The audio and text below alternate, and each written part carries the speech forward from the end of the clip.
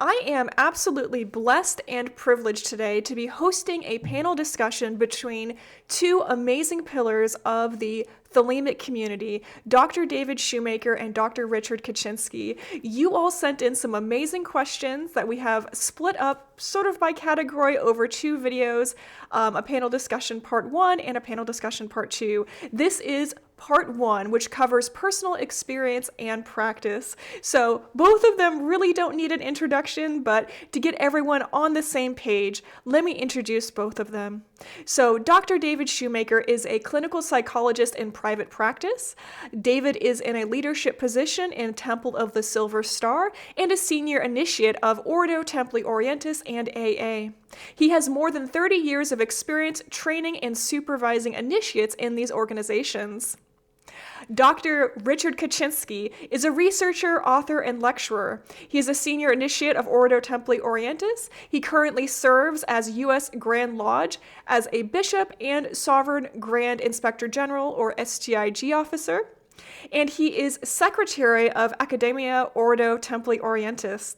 He is a social psychologist, a biostatistician, and a research scientist whose 1993 doctoral dissertation examined metaphysical beliefs and experiences among occult practitioners. So how fun is it today that I get to facilitate this fantastic conversation all about their personal experience and practice.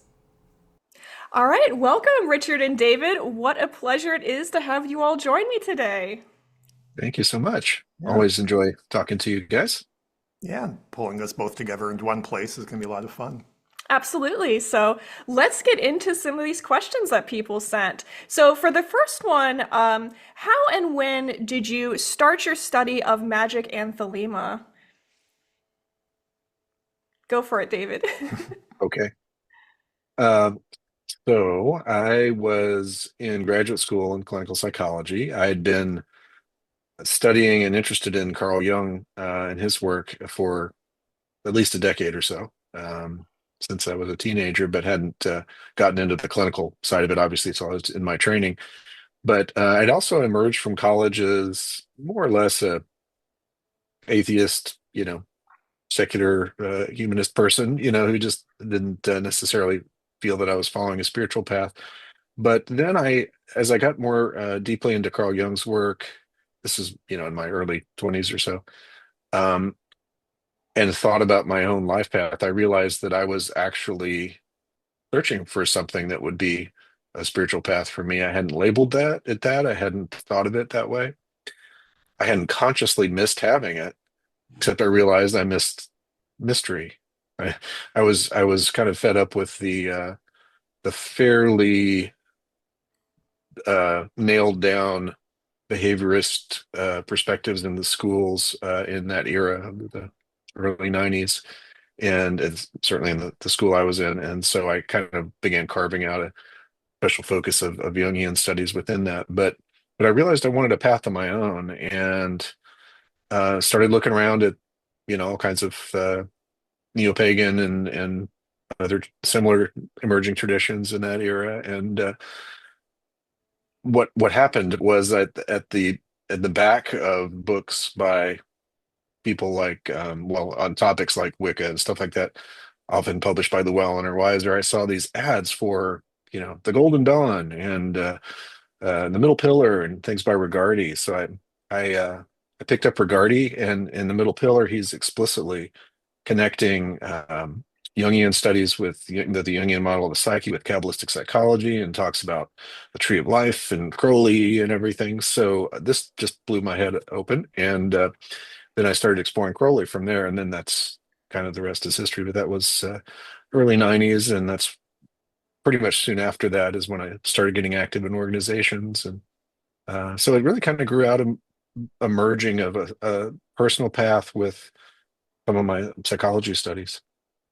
Wonderful, thank you. And it's interesting to sort of see the parallel between you and Richard, especially with the psychology background. So if you could Mhm. share, Richard. Yeah, well, I too have experienced the Regardi to Crowley pipeline, as it were. For me, I grew up at a time where it just seemed like the paranormal was everywhere, whether it was books on UFOs being in the grocery stores you could buy, and TV shows like In Search of, as a young Trekkie, seeing the show narrated by Leonard Nimoy, I of course had to watch it, and that covered all sorts of things from, occultism and things like that. So I kind of feel like just the environment I lived in kind of drove me into that direction, although not everyone of my generation kind of followed that path, so it's clearly something about me. But I soon started getting books out of the library about magic and things like that. And soon I discovered there was a metaphysical bookshop in my area, so I got on my bike right out there and bought a copy of the Prophecies of Nostradamus, which was, I guess, the thing I was interested in that moment. But I was fascinated and hooked. I came back 2 weeks later and advanced very quickly from Nostradamus to Israel Regardie's The Golden Dawn. And then when I came back to the shop again on my bike 2 weeks later, the owner was like, "Hey, how did you like that Golden Dawn book?" And I said, "Oh, that was awesome." And he said, "Well, if you like that, you're going to like this." And he pulled out the black Dover paperback copy of Aleister Crowley's Magic and Theory and Practice, which I took home and started to read. And at the end of that introduction, there's this business where Crowley writes, "Witness mine hand," and he writes like out all of his mottos and grain symbols and stuff. And at that point, I had no idea what that meant. And I was just like, I must figure this out. And so I went back to the store again. And again, having read through Magic and Theory and Practice, there's all this reading list stuff that's referring to the equinox. And I was like, wow, I need to get a copy of the equinox. And the owner, Paul Hudson of Middle Earth Bookshop there in Sterling Heights, said, "Hey, well, I just happened to get a used copy, and I'd be happy to sell it to you." And I was like, "Well, how much is this?" And he's like, $100. And this is about 1978. I'm about 14 years old, and I'm saying, "Paul, I don't have that kind of money. I get like $5 a week allowance." And it's like, "Well, I'll tell you what, I'll sell you the books one volume at a time." And so every 2 weeks, because I had to save up my allowance, I'd get on my bike and pedal back up there again and buy one volume of the Equinox. And I did that for all 9 volumes. And when I purchased the 9th volume, he gave me the 10th and said, "Here, this is a gift." So my set of the Equinox back in 1978 cost me $90. And again, I don't know why Paul took me under his wing the way he did, but obviously he saw something that he wanted to nurture, and it certainly helped set me on this course that I kind of felt the universe was already kind of channeling me into. And as David said, the rest is history. Wow, I that's suppose beautiful. it occurs to me to add because I'm sure most people don't know this part of the history, but as far as Richard and my friendship and awareness of each other, I think we had corresponded to get started with the Psychology Guild and OTO. We were both founding members of that around 2000, and then I think it was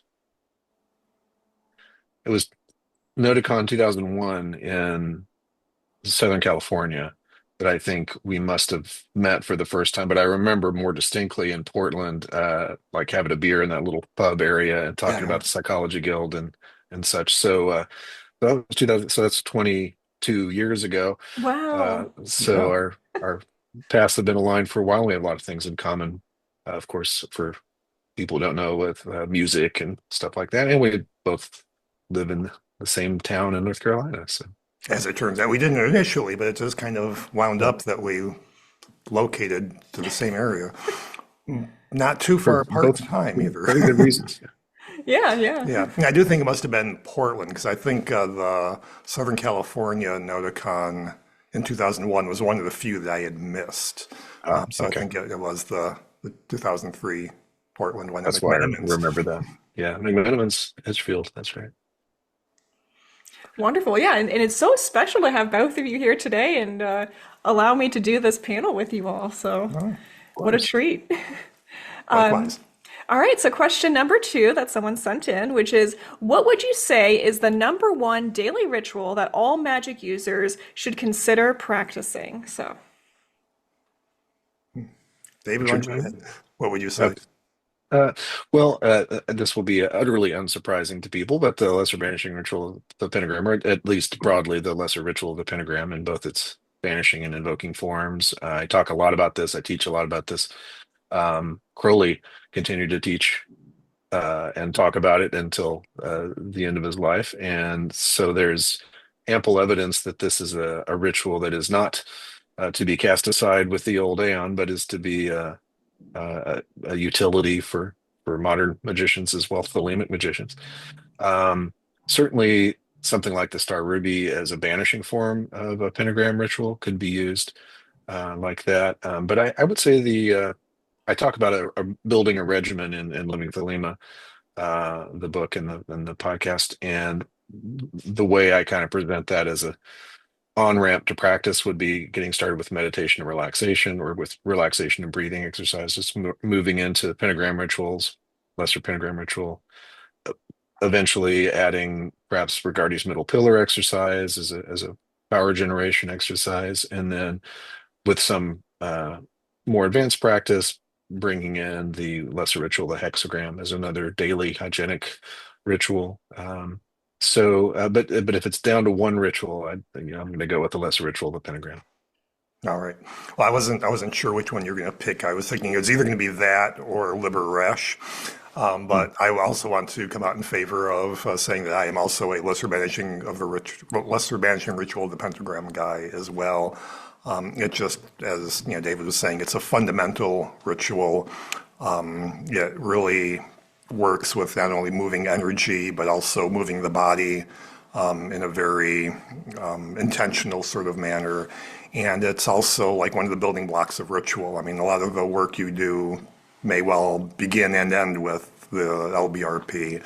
So it's really kind of a fundamental one to master. And what I've found from daily use of LBRP, like over time, over months or years, is that even people coming into my house would just kind of feel like it's like this safe place. It's just, stepping off the porch into the house going, wow, it just feels so calm here. So I don't know if that has anything to do with it, but, that would be my recommendation. It's just a good fundamental ritual to start with, because you'll use it over and over again the rest of your life. Wonderful. It also might be that you're a relaxed person and a good host, but that. I think that's a big part of it as well. I would throw in that the just in terms of attributes of that ritual, which are useful getting started, not only is it sort of that cleansing and hygienic effect, but also within that ritual, you have a chance to practice so much stuff, like visualizing the pentagrams themselves, invoking the archangels at the corridors, sustaining your overall attention and mindfulness of all the things that you're doing in the ritual, and trying to hold them throughout the ritual. You get opportunities for breath work, and you can unpack the ritual in all kinds of ways and get so much out of it. So that's another reason I think it's really fundamental. Absolutely agreed. Definitely. So in terms of practicing magic, this sort of brings us into other areas of the life. And the question is, what non-occult areas of your life have been affected or changed the most from practicing Thelema? Goodness. I mean, for me, it's there's always this perpetual chicken and the egg question. Am I the way I am because Thelema shaped me and my interests, or did I come to Thelema because it was a good match for my predispositions? But I do kind of think there's a certain sort of focus and discipline that comes from the practice of Thelema and ceremonial magic. And I see that those things kind of play out in other aspects of my life, one of which is my career choice of psychology, because I became interested in psychology because I was curious to see what psychology could tell me about how magic worked. And so I kind of started to take classes on that in my undergraduate, and wound up really loving psychology and then going on to do my PhD. At that time, it didn't really answer the questions I had hoped, but it made a career for me. Although interestingly enough, later this fall, my book Mind Over Magic is me revisiting this question of psychology and magic and actually finding there's a lot more answers there in psychology than I had originally imagined. And one other area that I think that it's played a role in, as David mentioned, we both share an interest in music, not only as listeners and fans, but as musicians, musicians and magicians. And I think to the extent to which I see, my one of my goals or my will, if you will, is to get people to think. I think that kind of drives also my interest in the prog rock genre, which is again a more cerebral sort of expression of music, and lyrics rather than being your typical sorts of love song that are the staple of pop music tend to take on deeper subject matter, whether it's literature or philosophical ideas or whatnot. And so I think in a lot of ways my interest in magic has kind of driven me into these sorts of avenues that are kind of geared toward getting people to think and ultimately kind of wake up, and likewise embrace their will, the magic and all of that stuff. I was a therapist before I was a Thelemite. I was, I'd been in training doing therapy for a couple of years before I got into Thelema. But Thelema didn't. So I was doing therapy without the Thelemic influence for a while. But my answer to the question is that in many ways, my understanding of people has shifted since my immersion in Thelema, and my understanding of the way they evolve and the obstacles to that evolution and the way we get in the way of ourselves and the emerging clues about true will that becomes so important across a person's lifespan. So that started to inform my therapy practice in a kind of parallel way to what Richard was saying, I think, about his career in psychology in a different branch. And also with the music, I almost said before, because I often do think of it this way, that my musical pursuits were my spiritual path. I just didn't call it that or think of it as that, because those were the moments that felt the most sacred. When you're in kind of a flow state especially with improvisation on guitar or keyboard, for me, that is truth with a capital T coming through. And so until I formally took a step on the Thelemic path of training, the music was definitely the main current for me in my life. So wanted to add that in there too. Wonderful. So when's that prog rock band y'all are making coming out? Well, first jam is this week, I think. All right. Wonderful. We're working on it. I love that. Yeah, it's interesting. There's actually a lot of Thelemites who are into prog rock, just in the wild. Imagine that. Yeah, I noticed that. Yeah. So sort of shifting gears here a little bit, this next question deals with what it's like to sort of be a new Thelemite. So which one of the levers would you first recommend to a fledgling Thelemite to help them contemplate daily life? I will jump in. I was pondering that question in advance, and I think what I landed on is duty. Crowley's essay called Duty.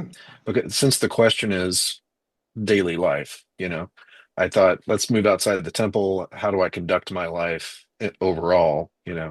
And so I think duty is a very concise, well-written summary of the implications of Thelema in daily life. And so that's what I would start with. I love that. Good Oh, one. I love that answer. Yeah, Duty is like one of my all-time favorite Crowley essays. It's one that did not occur to me in the context of this question, but I love that as an answer. I would have actually had a double answer, which would have been Liber E and Liber O, but those are, kind of the fundamental practical texts that Crowley recommends, but they're in the temple sorts of things. It contains the Lesser Banishing Ritual, the pentagram, but also instructions on pranayama and asana and things like that. So that's what I would go with. But I think both these answers are excellent. Yeah, definitely. Inside and outside. Yeah, it gives people a great place to, jump off of, and these are great conversations to have. We often get a lot of new people on this channel, so that's great. Welcome, new people. Yes, welcome. Thanks for being here. So what suggestions do you have for a solo Thelemic practitioner that doesn't want to join a Thelemic order or organization? I would just say, if you don't want to join an order or organization, don't. Fair. There's plenty of stuff out there. I mean, both in Crowley's works, he kind of lays out the program and all these techniques and instructional libers and things like that you can do to work on magic independently. And we have the luxury of living at a time where there's material readily available from people like David that's kind of geared toward actually living Thelema. So there's, you don't need to join any group or club or society to be a Thelemite or to practice magic. And if that's not your calling, you don't need to. Yeah. I agree completely with all of that. I think sometimes, just as a caveat, sometimes people don't want to join an order and then later decide they do. And when that happens, it's often because it can be tricky to self-generate enough structure and accountability and help with avoiding pitfalls outside an order structure. That definitely doesn't mean that everyone needs to join an order in order to attain. And what Richard said about sort of the open source nature of a lot of the AA publications that Crowley put out is perfect for that. Libro, which we're in the last question. And yet sometimes, people find that they end up deciding that a tradition is important or a structure is important or a little bit more of a, as I said, guidance to avoid pitfalls is important. So just the advice would be, don't want to join an order, don't have to, but be open to potentially changing your mind if you discover that there's some unmet needs there. Yeah, and I would just follow up on that, saying that was kind of my situation, because I had just done the solitary work for probably the first 10 years of my career in this area. And that's because at the time I became interested in this was the time of the OTO wars, where it's like, oh, who is the OTO? Is it Grady McMurtry? Is it Kenneth Grant? Is it Marcello Moda? And I was just like, shit, I'm staying out of this. This is what a mess. But after a while, I decided, no, I made a decision. I did just decide, what I wanted to join and participate in the group itself. So yeah, be open to what, in general, I think that's great advice. I mean, whatever it is you decide about your practice, your beliefs, your understanding about magic, cool, but be open to the idea that those things may change over time. And I would just add too that, of course, some people's opinion about joining an order is informed by a lack of accurate information online or straight out misinformation online. So do make sure you've done your homework before coming to the decision that you do or don't want to join an order. There's a lot of great, organizations out there and a lot of ones I would steer people away from. And so just do your research. That. Yeah, definitely. And actually, there's some great advice on how to do that in David's book, The Way of the Will. So check that out if people haven't seen that already. Finding a teacher, finding a school. Yeah. Yes. So let's bring this conversation more into the realm of sort of, outside of the temple and living your life. What is a responsible Thelemic approach to raising children, in your opinion?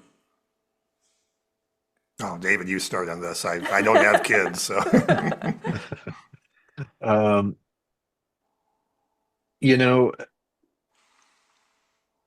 I think I have one son who's grown now, but in watching his process, and I was already a Thelemite by then, before he was born.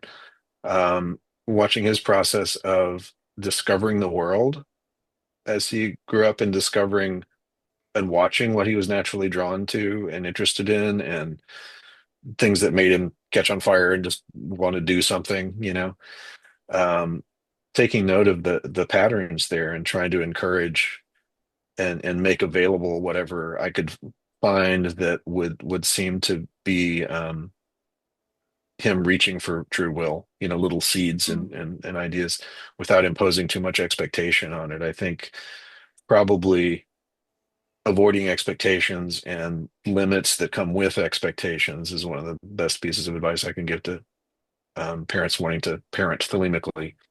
Give plenty of space for true will to emerge. That doesn't mean there's no limits or structure, or, you know, things like that. But be aware that your role, I think, as a parent is in Thelemite is to help cultivate true will in the best way possible, which sometimes means staying out of the way, sometimes means fostering it and actively working at it.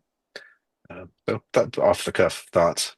Yeah, that's actually very cool because this morning I was reading Crowley's, the Confessions of Aleister Crowley, and there's a passage I came across where he was talking about lessons learned at the Abbey of Thelema. And one of these had to do with raising children, and he talks about this idea that rather than trying to force children into this mold of just filling their heads with all this standardized information that everybody gets and then letting them loose in the world to try and figure it out for themselves, to kind of be sensitive to the sorts of interests that, as you said, the things that set them on fire, and allow them to pursue those things and develop those things.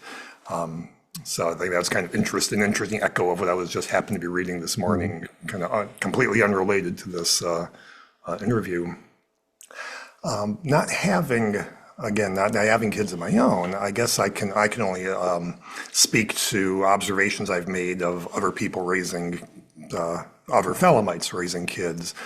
And one thing I've noticed is that at least a lot of Thelemites that I know tend not to try to indoctrinate their kids, but in some ways kind of allow their kids to either become interested in Thelema on their own terms or not, but it's their choice, rather than something that's kind of placed upon them. And also just equipping these kids to think critically and be able to evaluate, the menu of options out there in the world, and to have that bullshit detector. And I think that's more important now than ever in this world of misinformation and algorithms kind of tailoring what we see to kind of feed into our predispositions rather than challenging them. So that's kind of my off-the-cuff thoughts. Yeah. Is a lovely irony that, or paradox even, that one of the most Thelemic things you could do as a parent is not care whether your child becomes a Thelemite or not. Yeah, that's true. Yeah, because a lot of religious groups are really all about the way you build your religion is by having kids, indoctrinating them, and Thelema's that's not really what we're about. Yeah, really great points. Thank you. And so, in the realm of personal practice, still, is there such a thing as too much asana? I wonder. I mean, I'm sure there is. For me, an hour is about my limit. But then that might sound like a lot, but because some asanas can be pretty uncomfortable, but I've found there's certain breakthroughs that happen kind of toward the later end of that time spectrum. I don't routinely do an asana for an hour, but that's kind of about where I stop. And again, that might have some of that Liber E and O stuff going on too. It's like balance this plate of water on your head while holding your asana. What do you think, David? Yeah, I use a vat of molten lava on my head when I think there just need to be more severe consequences. No, Yeah. I think You may make severe the ordeals. you're right. Yeah, of course, anything can be overdone, but it's worth keeping in mind in terms of the hour comment that that's the most asana is ever expected to be done for testing purposes in AA as a Zelator, the 2-9 grade. You have to be able to sit in an asana for an hour. And the other thing with asana is to remember that the point of it, from a yogic perspective, at least in the way that AA frames the training, is to be able to not be distracted by the body as you perform other Raja Yoga techniques. So, to not have your meditation disrupted because your knee hurts or you're thinking about your body in some way that's distracting. So, really, find an asana that works for you. It doesn't have to be unduly uncomfortable. They'll all get a little uncomfortable after an hour, but some more than others. Find one that suits your body and stick with it. And I think, as Richard was saying, you'll find that there are benefits that come from extended practice that then sort of feed into the Raja Yoga that you're doing in terms of the meditative aspects, um, that they all reinforce each other. So certainly possible to do too much of anything, but I think within reason, it'll be fine. I'm reminded of the thing that ran in the Equinox where Crowley first publishes the instructions in asana. Then he kind of follows us up later saying, oh, we've had complaints that the asanas given were too difficult. So we found a corpulent middle-aged British man to demonstrate Right. some easier ones. And the joke there is that these are photos of Crowley. Right. But he's doing some rather easy things, kind of like, I mean, not exactly Shivasana, but things close to that. Like just kind of laying on his side and Mhm. things like that. And I guess I would say, well, that's cool, and if that's an easier one for you, that's fine. But kind of doubling, circling back to what David was saying, is that finding an asana that's kind of challenging is kind of the point there, to be able to overcome those signals from your body and focus on the meditative and mental state that you're working on, or the spiritual states. I've kind of found my own practice that fasting kind of works in a similar way. I find when I fast, I become aware of how much my impulse to eat is driven by schedule, expectation, boredom, and when you just stop eating for, a few days. When this in my younger days, I did do this for a long time, but it just kind of gives you this awareness of, A, listening to your body, but at the same time being able to distinguish those cues of saying I'm actually legitimately hungry versus, oh, I'm just bored and need to do something. And again, through these practice of magic, being able to kind of turn off those bodily cues and kind of focus on the internal work. And in terms of asana, like the impulse to shift position. Am I shifting because I feel restless, or am I shifting because I really, really need to listen to what my body's telling me? Even that interruption of automatic reactivity is valuable training. So you're putting different words to what you're saying there, I think, Yeah. Richard. No, sounds like we're both on the same page there. Yeah. Yeah, I think that's really valuable. Yeah. Yeah. And I guess no surprise that we're on the same page, since, we follow the similar or the same traditions. So, Yes. Wonderful. Well, thank you so much to both of you for sharing more about yourselves, your practice, and some of your personal experience. What a wealth of information for everyone on this channel. And before we head off, I would love to hear more about what you all have going on personally and anything you have to advertise. Workshops coming up, books, any of that stuff. So go ahead, David. Thanks for the chance to do that. So, as featured on the shelf behind you, my Way of the Will book is my most recent publication, The Way of the Will, and out through Wiser. And so, for those of you who have Living Thelema, it's not necessarily a sequel, but certainly more of you'll hear more of that kind of voice in there in terms of training and such. Upcoming events. I will be speaking in conjunction with Atlantis Bookshop in London on April 8th. Usually, the events I've done over there have been at the pub called The Plow, which is nearby on Museum Street there, where It is my understanding that the Golden Dawn magicians used to spend a lot of time hanging out at the Plow. So I'll be there talking about. It's going to be an interactive workshop on True Will on April 8th, first day of the writing of Book of the Law. The next day I'll be not officiating but present and supportive at a Temple of the Silver Star event, the Mass of the Four Gates, which is the public mass that we do, and that'll be in London at the Camden Irish Center. And then we're having an informal gathering to talk about reflections on True Will and Thelema on the third day of the writing of the Book of Law at a venue to be announced, probably a pub type thing. Then at Noticon in July, I'll be speaking, doing a talk on True Will, creativity, and things like that. So that's the near horizon for me. Wonderful. So many good things to look Yeah, forward that's to. exciting. Yeah. How about you, Richard?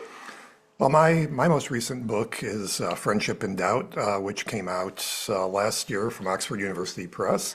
And while David is speaking in London on the first day of writing the Book of the Law, my critical edition of Aleister Crowley's The Sword of Song will be released by Inner Traditions. Let's see what else is going on. I'll be speaking at Noticon as well on Leah Hersig, trying to talk about her role as the first Scarlet Woman and her importance to Thelema. Waiting to hear if I'll be speaking at Mystic South in Atlanta. And this fall, as I mentioned earlier in this talk, my book Mind Over Magic on psychology and what role it plays in the practice of magic will be coming out also from Inner Traditions. Wonderful. So thank you so much to both of you. And if anyone's interested in that, I will have links below to check out. And thanks so much. See you all in the next video. Thank you. Thank you. Thanks, everyone.